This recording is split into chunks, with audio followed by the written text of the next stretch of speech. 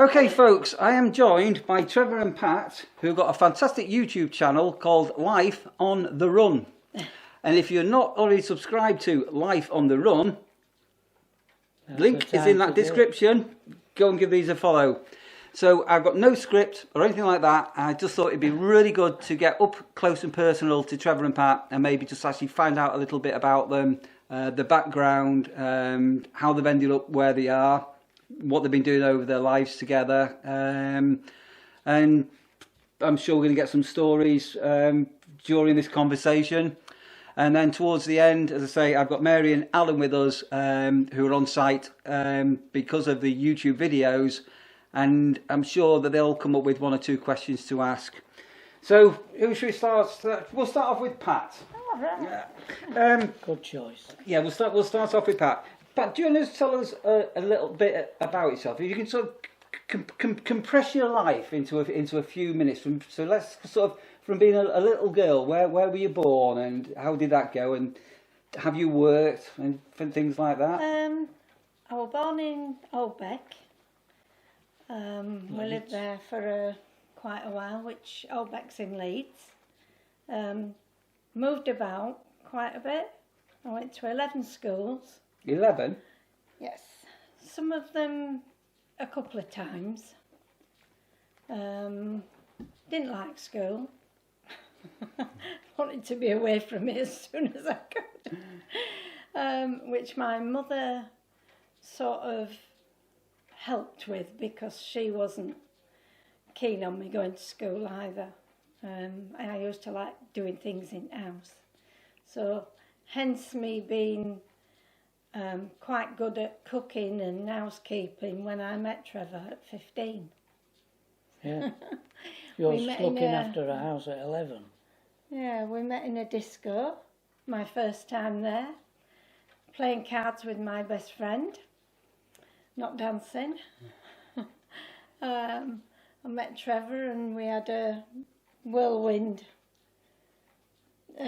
romance by letter and meeting up a couple of times. Then we got married.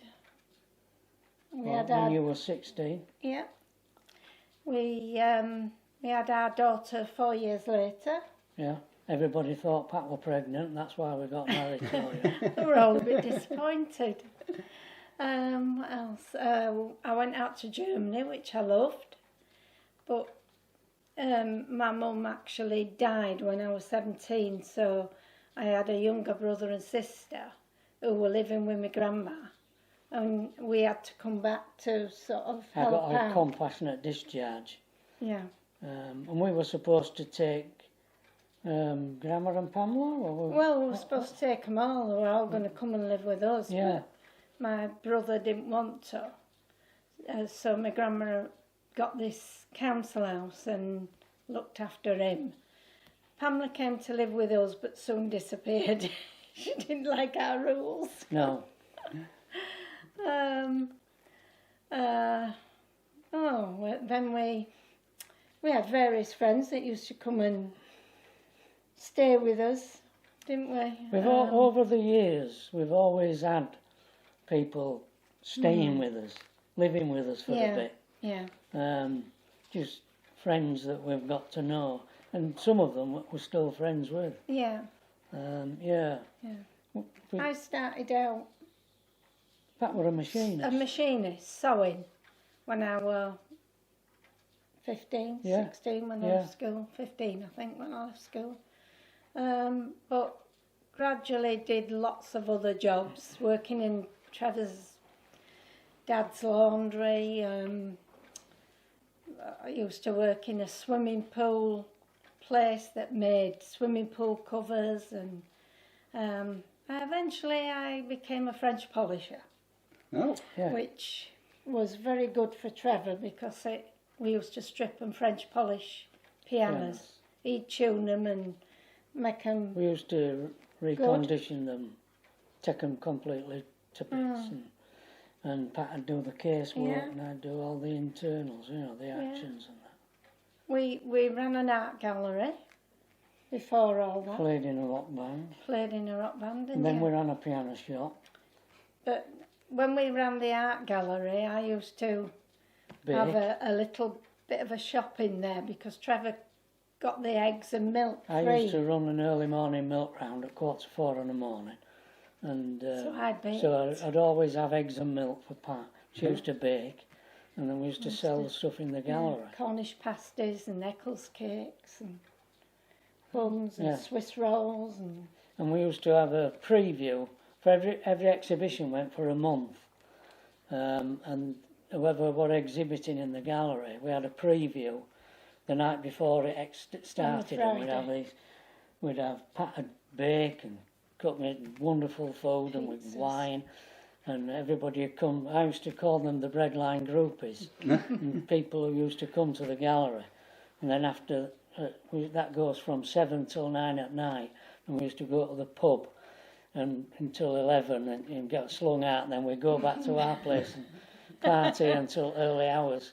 And that happened every month while we ran the Breadline Gallery. Yeah. So going back to that disco where you met, as you put it. So tell me. Mecca. Let me just try and get a flavour in my own head. Let me paint a picture of the disco. What music was sort of being played? Were the guys dancing, or was it just girls dancing? I can hear it today. No, there were guys dancing. A shade of pale by Procolarum Brilliant, yeah. was playing, and there's this young couple in a corner.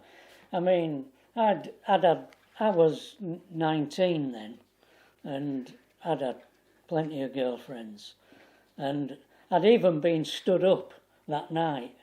And I was with a friend, and I'd organised 2 girls to meet us who never turned up. And me and oh God, I forgot. Ken arrived at the Mecca, and scouting for girls. There's a bank called Scouting for Girls, isn't there? And there's these 2 girls playing cards in the Mecca. I mean, you don't play cards in the Mecca. And I thought, well, we had an agreement, did me and Ken. I always had the smallest when we split girls up, and of course Pat was the littlest and the prettiest, and I split her up and we got a dance in. So Pat, what attracted you to Trevor? I mean, was it his smile, his look? Was he dressed a bit? So good looking. Was he?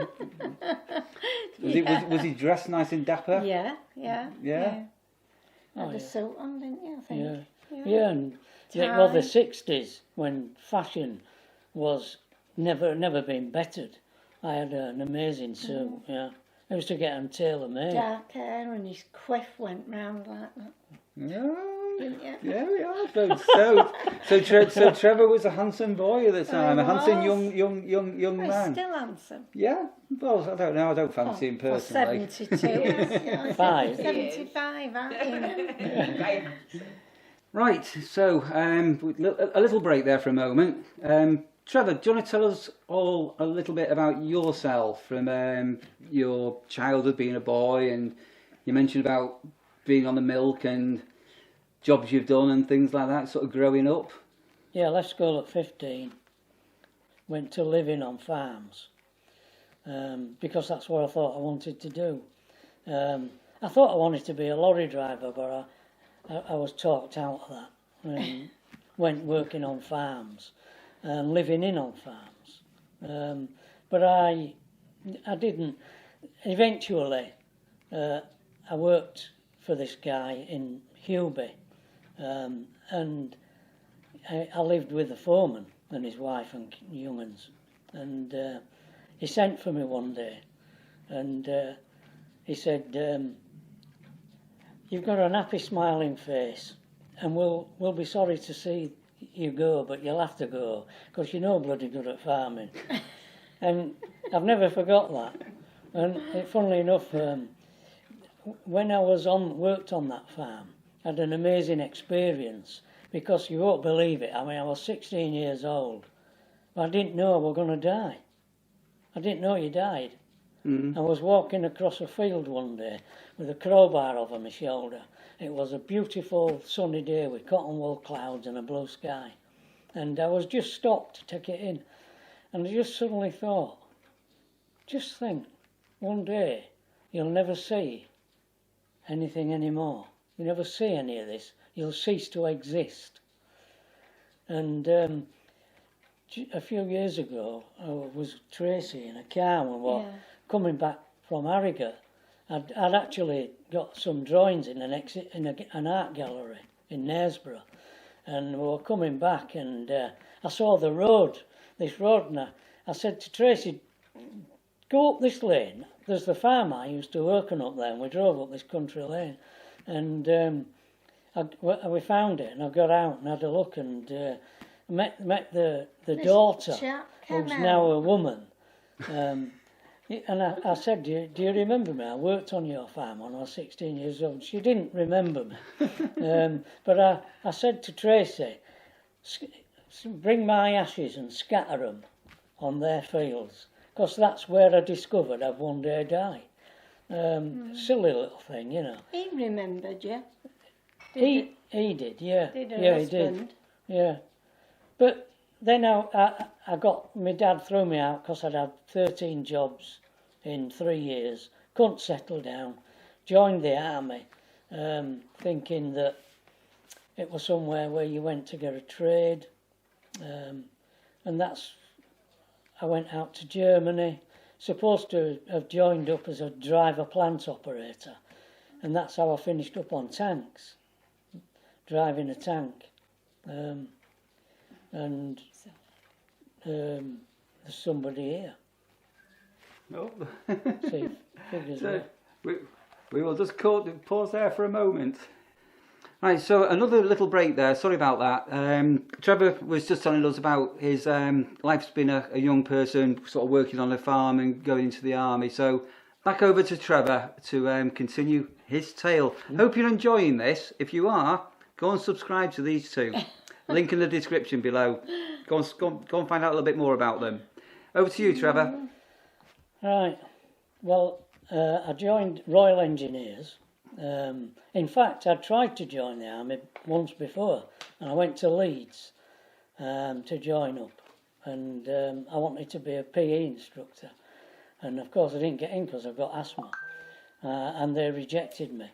So one day I was walking to work. I was a driver's mate at the time, before they built the M62, and we used to go over to Manchester every day, over the Snake Pass, and I was delivering parcels, and I was walking to work, and my dad had more or less said, either settle down or get out, and I knew I didn't like what I was doing, just like all the other things I did.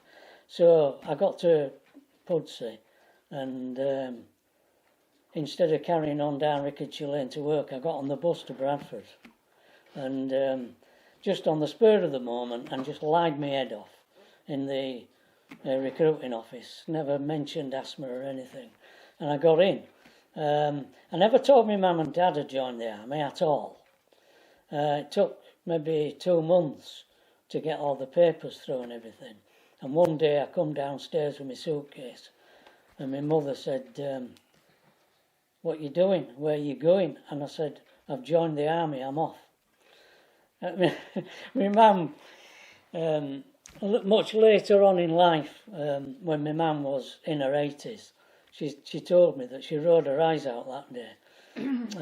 But I just went to Farnborough to do my training, and they sent me out to Germany, to Hohne, right next door to Belsen, and where there was tank training area, and I went on tanks, not gun tanks. I were in the Royal Engineers. They were all bridge tanks, Averies, and I manned the first Centurion Ark, which was a tank that you drove into a river and it launched a bridge. And I used to come home on leave for 3 weeks at a time, and it was on my, I think it was probably my first or second leave when I met Pat. And I went to the Mecca, and that's where I met Pat in the Mecca playing cards. And I told Pat on the day I met her, I walked from the Mecca to the bus stop, and I told her, I'm going to marry you. And I gave her a bag of sweets and arranged to meet her at the Miriam A bag of sweets? the following day. And I told her, if you don't meet me tomorrow, you're a thief, because I want them sweets back. And I never knew where she lived, never slept that night, because I thought, what if she don't turn up? I've no idea where she lives, but she did turn up. And she met me at the Mecca. And I'll never forget the day where it was this little girl in a beautiful camel hair coat with long blonde hair hung down in ringlets. And she saw me and her head went to one side and said hello, and I just melted. And He didn't look quite the same because he had donkey jacket. donkey jacket on, and the quiff that he had the night before, it wore down. It wasn't a Can't quiff. remember. So that's why I went like that, because I thought, is it him or Is it? isn't it? I'm going to just come in here 1 second on that one. So Trevor was telling me he was adorned by many young ladies and he's had loads of girlfriends. Yeah. Pat, what about you? I'm afraid I were a bit of a flirt. Yeah. I'd had quite a few Oh, from being probably about 10, 11. Used to flirt with lads. yeah, I had. But then days, all you did were kiss and hold downs and cuddle, didn't you? You didn't do all to embarrass yourselves. okay. Right, we'll carry on. So we're now basically up to you two becoming an item, and then we've touched on getting married and going forward. And all these letters that our vlog is not all about touring in the van. It's chats, conversations, and Pat and I, we wrote to one another. I went back to Germany after I'd done my driver training in Bovington, and we wrote to one another, and we wrote 300 letters, and we kept them letters. And when I retired in 2016, I spent 6 months sorting these letters into date order and transcribing them into books. And part of what we do on our channel is every day I read out one of these letters that we wrote to one another. And it, in a way, it indicates a lot of the changes that have occurred over time, how difficult it was to communicate in them days, how frustrating it was. And Germany was just a million miles, it was like being on the moon, being out in Germany. Pat was just a million miles away. And it was so hard to maintain a relationship from there. But we did, and we got married and Pat came out there. And we had a lovely time together out there until the day when Pat's man died, and that just brought it all to an abrupt halt. We had to come back. I had to go back and get my discharge and then come back and find a job and start all over again. And that's when it all started again. Hating work, the working life again. And Well, you kept getting asthma and... I did. I would have asthma attacks. People didn't believe me that you could be fine one day, off work the next day, and fine the following day after that. And so I just thought, I always wanted to be an artist. I never wore one of the blokes out in Germany. I've never been blokey. I've never really been a bloke, a man's man. I've always been a bit of a loner, and I always wanted to be an artist. And I used to write poems and think. I used to think for hours. The idea of just sitting and thinking. I used to do that a lot. And I never met anybody who ever did that. And I thought, what I'll do is I'll get part-time jobs and paint and just work on a weekend and an evening. And that's what I did. And so that's when the start of, well, to do that, you have to live cheap. To do that, to be able to do what you want in life rather than what the prescribed things that society forces upon you. To do what I wanted, I would have to come up with a way of living cheaply so that I could afford to do what I want. And so that's what we did. We lived on peanuts, and that happened right from the early days of coming out of the army, when I was in my 20s. Even when we had Tracy, nothing changed. No. Tracy, Pat made clothes for Tracy. She had second-hand clothes. We never did the things that people did, and we never have done. You know, we've lived this sort of crazy, isolated existence on the fringes of society. We have literally lived on the fringes of society for most of our married life. So what end, though? to be able to do what you want in your life. And what's that? Well, I wanted to paint, and I wanted to have time to think. I wanted to have time to be creative, and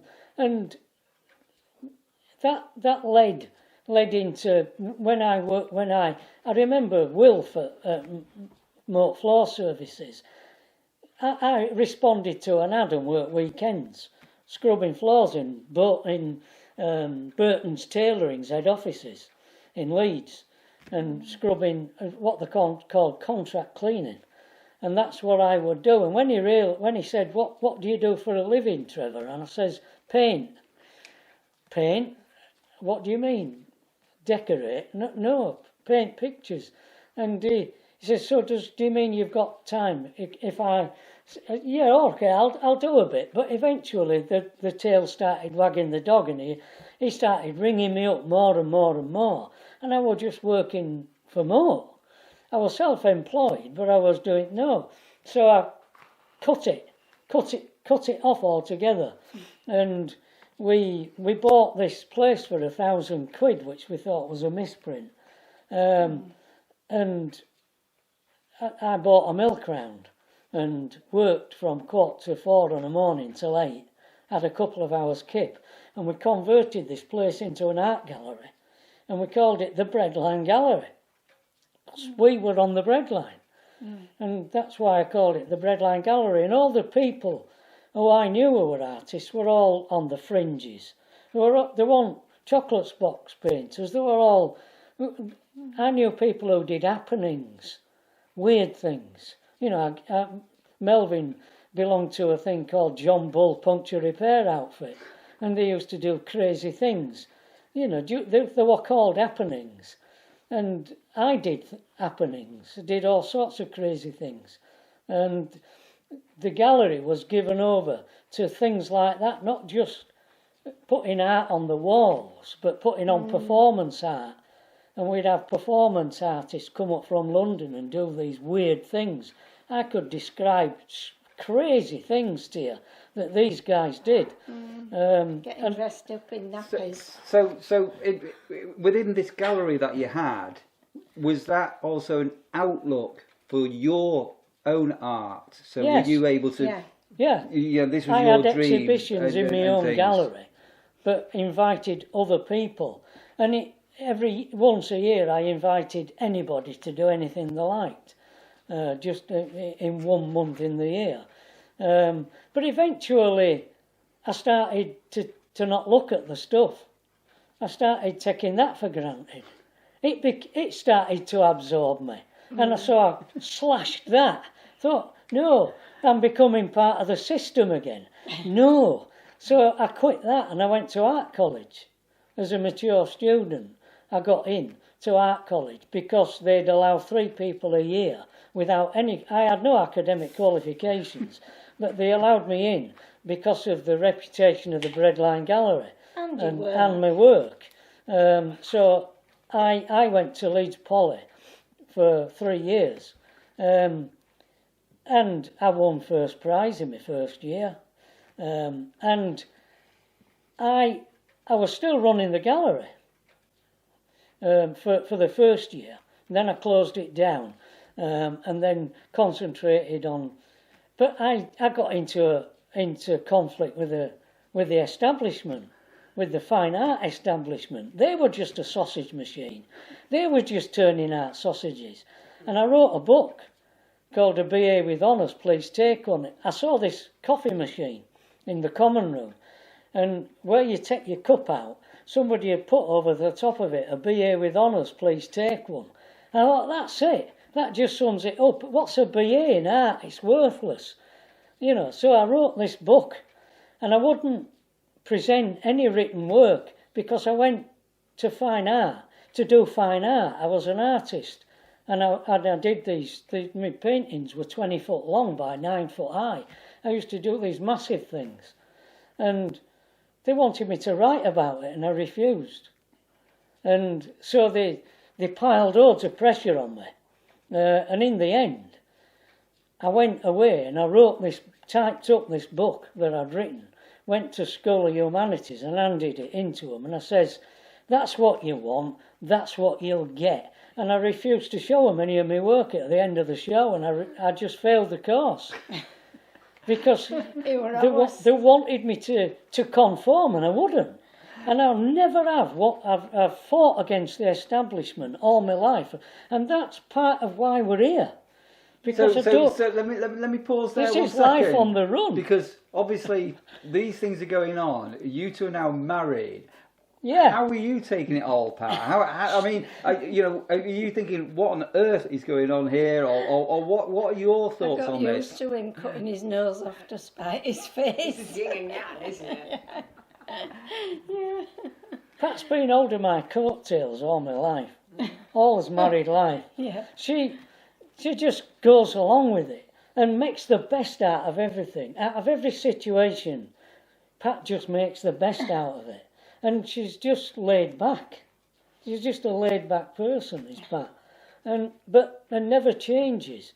But I mean, behind every they used to say, behind every good man's a good woman. And someone once said, you know, if to me, if you're the ribs, she's the backbone. And it was true. Pat is the backbone she's behind me, everything. I could never have done anything without Pat. You know, she's the foundations of what I do. I don't get involved a lot, but She don't think about all this stuff. She's all beyond her. It's all up here to Pat. But Pat's grounded. She just deals with all the practical issues of life about what you're going to have for tea. You know, that's what Pat's occupied with. But that's what makes it work, because she's nuts and bolts and I'm airy-fairy with my head in the clouds. But you've got to have both. You can't... I can't survive on being the way I am, and Pat can't. Well, she could survive. She'd have found somebody else. So this art gallery. I mean, roughly how many years ago are we talking about with the art gallery? 1978. 1978, and gradually went into the early 80s, and then when I finished at art college. A guy who I befriended, who was an art student when I was driving trucks, I was driving Arctics, and he says, what are you going to do with your place now you've finished college? And I says, I don't know, I'm just going to paint. And Melvin, I can remember this guy in what they called a one up and one down, back to back. And he had 3 pianos in it. And he started buying and selling pianos in a little one up and one down. And eventually, he turned up at my place in a Lotus. And he was he the said, exact opposite to you. Yeah, but it's the thing was, we once again we teamed up to make a band, because he says, what are you going to do with your place? And I said, I don't know, I'm going to paint. And he said, why don't you open a piano shop? I don't know about pianos. He said, you don't need to. He says, I'll fill it with pianos, we'll get Frank Leafhead to come and tune them, you paint upstairs, and when somebody comes in, sell them a piano. Okay. All right, so that's what we did. And that's exactly what happened. But Frank, he would have been in his 50s then. He was a piano tuner from Boston Spa. And he used to come and tune these pianos. But he used to come on a Monday, once a week, and he'd spend all day in the shop. And he used to complain about these pianos. He used to moan at me about them. And what's up with them? All sorts. Well, can't you fix them? Yeah, but it's going to cost you money. You ought to be doing this. And, I mean, I've told this story. It's a long, long story, and I can't tell it now. But eventually, over a period of 3 years, Frank taught me to repair them, regulate them, to, you know, there's a mathematical formula. The comma of Pythagoras, it's all in there in the piano, and then how to tune them by ear, by listening to beats. And he taught me how to do it, and I did it, and so then I became a piano tuner, running the piano shop. But we were there running this piano shop, living in the shop, running the shop. I became a shopkeeper. No, I'm not a shopkeeper. Yeah, another. So I sold it. Off we went and lived to Lincolnshire. and I thought, I'd like to rebuild them and tune pianos and live in a village. And by this time I'd forgotten about painting, and I got intrigued by, and I read a lot of books about piano construction and learned a lot. And so I started again running with a workshop, French polishing and rebuilding pianos, and that's what we did. And then I got involved in religion for 20 years, and that was weird. Yeah. And you'd recognise me, and that's what I called my wilderness years.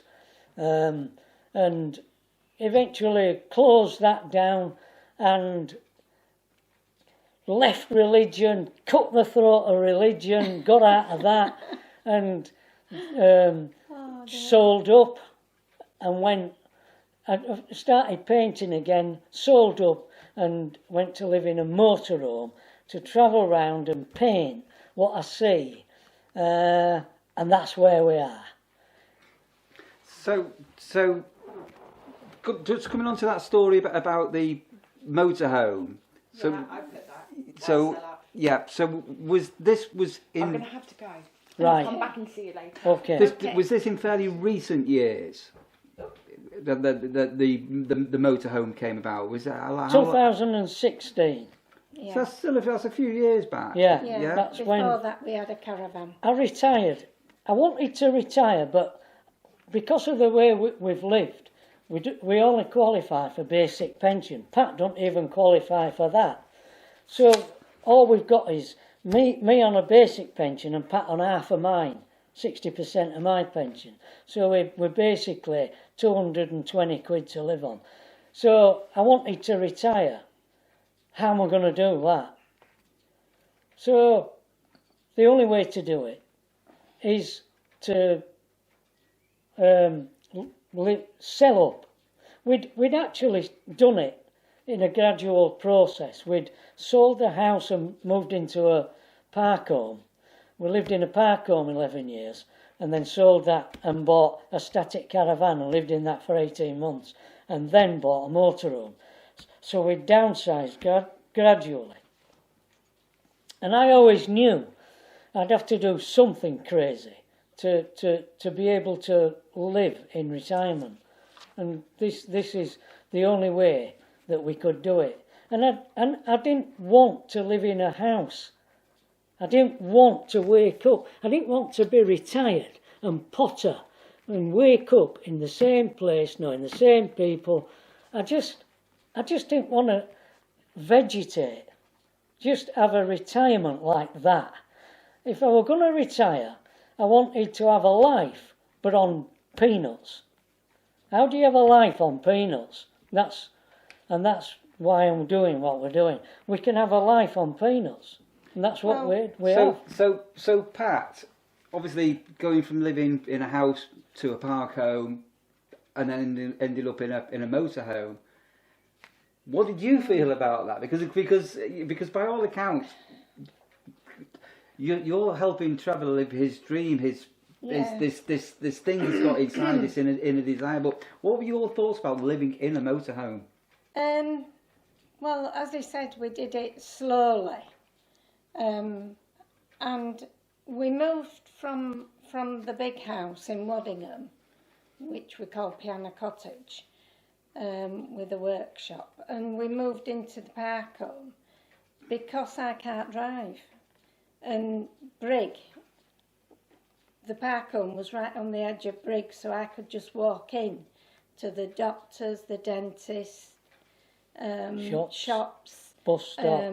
I went to line dancing. There were bus stops there. I could go into Scunthorpe to get a train to go to Tracy's. And that were quite ideal. But Trevor wanted to retire. And I mean, he'd worked till he was 69, hadn't you? Yeah. And he couldn't retire unless we sold the park home. So it was a no-brainer, really. We just had to do it, you know.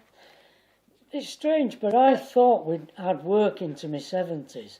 But you don't realise, I were going to people's houses tuning their pianos. And some people I'd gone to, I had customers that I've been going to for 20, 25 years. I was tuning for 35 years. And I'd watched people growing old, and I'd watched people retiring. And people were retiring round me. And I were going to their houses and they were telling me about being retired and how wonderful it was. And I never realised that I would start to envy people being retired, because I just thought I'd have to work into my 70s. There's no other way of doing it. And that started to work on me, seeing all these people that I've known for so many years all retiring one by one. And that brought it forward. And I every time we went out in the van for the weekend, the long weekends from Thursday to Sunday, I never wanted to go back. I were only working 3 days a week, but even then, it got so that I didn't want to do that. And so that's how what the catalyst, really. So you ended up living the dream. You've sold up. I think on the introduction to your video, I think the first vlog on your intro explains about watching your videos to actually learn that journey that you did. And how on earth did you end up in the world of YouTube vlogging? Where did that come about? And I'll tell you. But not just where did it come about, but where did you get those initial ideas from? I'll tell you. We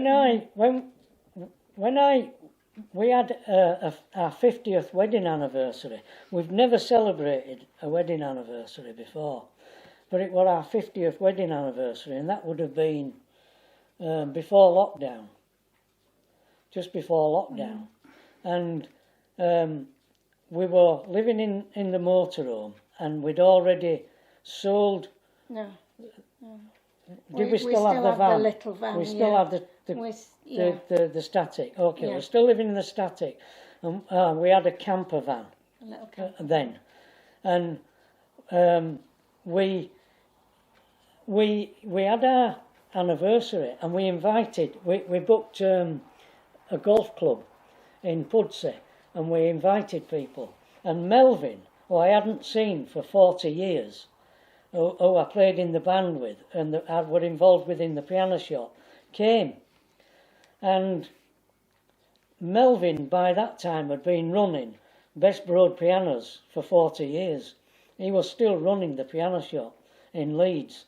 Not where we were. He had a 4-storey warehouse in Leeds, and he'd had it for 40 years. And he was the number one. He sells Steinway Grands for 100,000 quid. He's just become a number one bloke. And he allowed artists to have exhibitions in his shop. And he says to me, why don't you show some of your work in my place? I'll market it for free. You can have it for free and I'll promote it for you. And he did. Mm. And he had a marketing manager called Sophie. And Sophie did a thing for the radio and promoted it. Had a thing in Leeds in the town centre. And I did a poetry recital on the night that it opened. I did a 20-minute poetry thing. Was there food? And we put food on and everything, and people came, and I did a poetry recital, and then the exhibition went on for about 3 months, I think. And it was Sophie who said, you need to put yourself out there, go on Facebook. And so I'd never done anything like that before in my life. So I went on Facebook and I tried all sorts. I went on Twitter, Instagram, and I had a page on Facebook, still got it. And for 2 years I tried promoting my art on Facebook, and it didn't work. Just didn't work. So we had Mary with us for most of the duration from this interview we've just been doing. She's had to pop out, but she did scribble a couple of notes. One of them was, why did you sell up? So Trevor just elaborated on that one. But the question from Mary, and she wants to ask you, is what are you going to do when your letters finish? So those that don't watch Trevor and Pat Life on the Run, they're currently reading, I think Trevor explained before, a number of old love letters from years gone by. So when the letters finish, what will happen then? No idea is the short answer to that. Yeah. In fact, all our vlogs where we talk, we have no idea when we turn the camera on what we're going to say. Yeah. So it's all made up on the spur of the moment. The letters came about just as I don't know, it just occurred to me to maybe do this, read these letters out. When they end, they end. And we carry on being who we are. It's like a documentation. Our vlogs are a documentation of our life. We carry on doing what we're doing, moving around and chatting. As long as we can. My head, and it's not as fertile as it used to be in my brain, I must admit. I used to have a lot more going on in it than I have now. I do have a lot going on in it, but I forget. But I like to give air to these thoughts that I have about life. I mean, I'm interested in life because we're all tangled up with it, and there's more than me feels discontented with things but can't put the finger on why.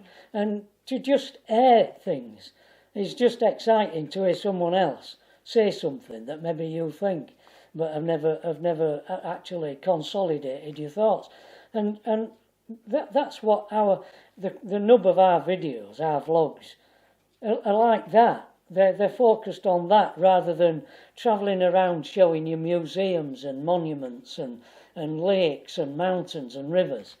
There's plenty more people do that, and that's not the focus of our vlogs. But they are spontaneous, and I think the spontaneity is part of the charm. So to say what's going to happen, to predict, God knows, I don't even know what's going to happen when we get old, when we can't do it anymore. I mean, I don't know what's going to happen, but who cares? Do you want to care about that? You know, either there's a Bible saying that he that watches the wind never sows, and he that watches the rain never reaps. And that's a really good saying. And if you're always thinking about what if this and what if... Now, don't get me wrong, I'm a negative individual. You know, I always see the dark side, but Pat's positive and I'm negative. So she always balances me out. So, but in the end, I don't care. You know, if I die tomorrow, which I might, as long as we've done this, great. You know, at least I've done it. Mm. So, are you enjoying it? Because you've got a twinkle in your eye. You're always smiling. You know, and you're totally devoted to each other. That comes over very, very strongly. The bond that you've got. Yeah. But are you enjoying it? I mean, is there any regrets? Look, life, yeah, everything's, well, not regrets, but uncertainties. We're only human. And what we've done is quite alarmist. You know, it takes a bit of courage to do it. We don't know the end from the beginning. And there's always, you carry these things with you, but they're like something you have to battle through, something like you have to penetrate, you have to pace your way through it. And yeah, there's always nagging doubts, there's always, you know, oh God, I mean, the van's called Twat. You know, I call the van Twat. Trevor and Pat in a van called Twat. We could have been called that. You know, with things going wrong in your life, and you think, oh, bloody hell, you know, what have I done?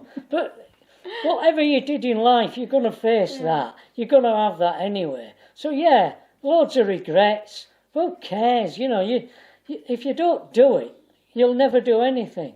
So you just have to live through it, you know, just do it. Pat wouldn't. Pat would never have done it. And you know, I'm the spearhead of it. But Pat enjoys, it's created in a way a tranquility for Pat that she would maybe never have experienced, because Pat's desires in life in a way are very simple, like mine. You know, I consciously desire to cut the throat of all the things. Pat don't do it consciously. She's naturally just somebody that don't. You know, you like the simple things in life, and to sit on the bed and watch television and watch the programmes that she wants to watch for hours without feeling guilty about it and without thinking that I ought to be doing this and I ought to be doing that. She's got that. Yeah. You know, and we have a routine. It's not anarchic in our life. You might think that it's anarchic, but it's not. There's a structure to it. And we enjoy that structure that we create. And whatever happens, you throw a spanner in our works and we'll create another structure. We're always doing that. We always create a system, because you can't live without some system. You know, anarchy is you can't have anarchy. It has to have some structure. But we always manage to create one. I think this interview has been pretty remarkable, and what I'm going to do is, as I say, I've got Alan with us at the moment, and I can see if he can scribble a few questions. So I'm just going to throw Alan into the limelight for a moment before we finish off, and let him ask some questions that he's jotted down. So let me just pause the video here for 1 minute, and we're going to put Alan on screen. Well, it's been fantastic listening to all your life experiences, but what's the best one that you can remember, and would you approach it different now when you look back? How would you go on that? I think when we moved into that static, because we knew we needed a base, we knew we couldn't just airy-fairy fly around without having some kind of base, mainly because of his age, because Pat's on tablets, and we needed to have some kind of place where we could be registered with a doctor. So we made the mistake of buying that static caravan on that side. When I look back, the best thing we could have done was to have put we had a Tourer, a twin axle Tourer. We could have put it on as a, what do they call them, seasonal pitch. We could have put it on the same park at Woodthorpe, but instead of buying a static and spending a load of money which we lost, you know, because when you sell a caravan back to them, you lose a shed load of money. Yeah. Instead of doing that, we should have put the tourer on a seasonal pitch for 6 months to see whether we liked it there, because we didn't, and I wish we'd have done that. Oh right. So if any regrets, that one, yeah. Mikey, the other thing I was going to say to you, have you ever thought of doing an autobiography and that about your life? Because it's so interesting sitting here. I'm spellbound. I have written a book called Fast as a weaver's shuttle, Faster Than a Weaver's Shuttle. I think. Yeah, it is faster than a weaver's shuttle, because life is faster than a weaver's shuttle. It goes that quick. It wouldn't make a very thick book, and I found a site, and I typed it all in, and then discovered I had to pay money to publish it. So it's sitting there on a website. I've even forgotten the name of it. But a lot of people have told me to write a book, and I have done. I think it'd be a good idea. And it's there, sitting there, but I don't have the money, the wherewithal to finance it. You want a friendly publisher then? Something, I don't know. I don't know how you go about publishing it. Yeah. Going back to your art history, when you was painting and all that sort of thing, did you get anything? Was it up anywhere? Did you get any sort of fame from it? From anywhere? Was anyone famous sort of link up with you? No. No. I mean, we had a few famous people come to gallery.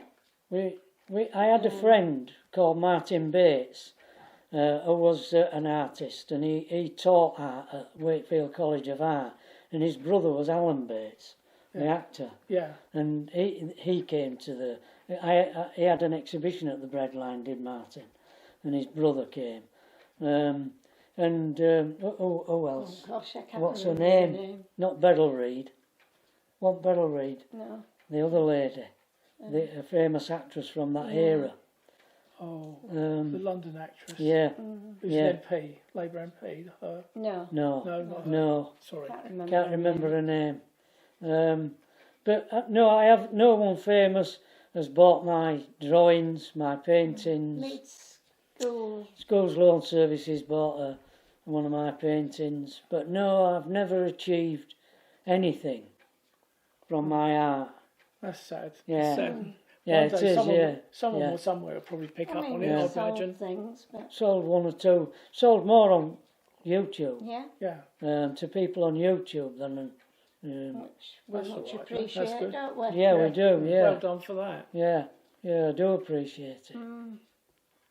Our daughter's always coming up with little ideas, isn't she, that we keep trying. We tried raffling them. Having a raffle on my drawings. I never heard of that one. Yeah, we did. I ran 4. But the trouble was you had to have 200. You had to sell 200 tickets, minimum. I only ever achieved it once, so they never achieved their goal, you know. So once again, that failed. I've had exhibitions in galleries. I've done all sorts. Done all sorts, and none of it's ever worked. That's a shame. Yeah, I know. Something completely different. Have you ever done wild camping? Wild, yes. Yeah. Yes. Wild camping. It's interesting as wild camping, isn't it? Because it's enjoyable. You can be parked up in remote places. But the following day, Trevor being Trevor, the first thing we've got to do is empty the cassette. So you sort of scooting around trying to find somewhere. Public toilets to empty this cassette. Oh, right. And is the first thing on your mind, and it could take all morning to do that. To find, you've got to remember, we fill a cassette every day. Yeah. We do. Yeah. Yeah, we compete for England. So wild camping, you've got that. We've had a couple of lousy experiences. What was that then? Well, kids prattling around, outside, yeah. And having mucky looks from people, I'm a bit thin-skinned, and I don't like people giving me mucky looks. No. And after COVID, with all these people buying campers and going off doing stupid things, it made a motorhome more and more unpopular. Yeah. And that made me more reluctant to go wild camping as well. Yeah. And also they shut the toilets down, didn't they? Shut the public loos down as well during COVID as well. Oh, right. Made it Didn't hard. realise that. Made it harder to let empty a cassette.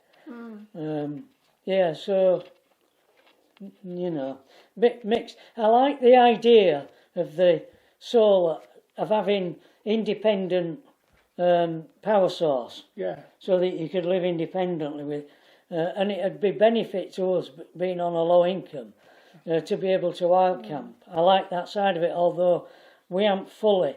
I've got a solar panel, but we don't have a Those jackeries or whatever. The other thing. generators. An inverter. inverter. Yeah. We haven't got an inverter. It's not fully, you know, transitioned for wild camping. We could do one night.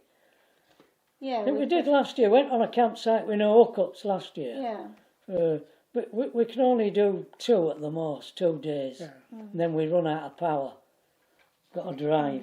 I've never done it yet, so there's some things to think Something about. to look at, yeah. That's why it's nice to come to the nurseries. Well- Places like this is really nice. Yeah, Yeah, because you can meet other people, can't you? Yeah, Whereas yeah. Like when we you have. yeah. Who would Yeah, have guessed? yeah. Well, when you're on your own, Yeah, yeah. no, definitely. especially when you've got such a nice warden as Neil, because It's been I very mean good. it's been great, hasn't it? I Yeah. mean sometimes Been a we great go to experience sites and you don't see anybody. You put it in an envelope and that's it. I like Yeah. that. Well, I think that has been absolutely fascinating. I know, sat here asking the questions and listening to Trevor and Pat tell their story, and it is only the tip of the iceberg that they've told. Fire down below in the comments, because any questions or things that you would like for them to do going forward, because I'm sure Trevor and Pat will look at this YouTube video. And please go over and visit them. As I say, there's a link in the description, and send them a super thanks, even if it's just a £5 to go and get themselves get something. But go and give them a super thanks now and again. I'm sure they'll appreciate it, because what you see is what you get with these two, and they are really, really, really genuine. And we've had just an amazing couple of days. As I say, you know, Alan's come along, who we never knew. Mary's just come along that we never knew, and we're just a small family. We've just become a small family. Yeah. But I just want to say to you both, thanks ever so much for allowing me to do that. It's been a pleasure. And put it on the record. And it's been absolutely delightful to have met you both, and to have got you staying here at the nurseries. Thank you. Well, thanks for having us. We've enjoyed it. And no, you can sort off in a minute when we finish this. But I've been winding Trevor up since he's been here. He just got no idea how to take me. But what a truly and an absolutely amazing couple. Thank you ever so much. Thank you very much, Neil. All right.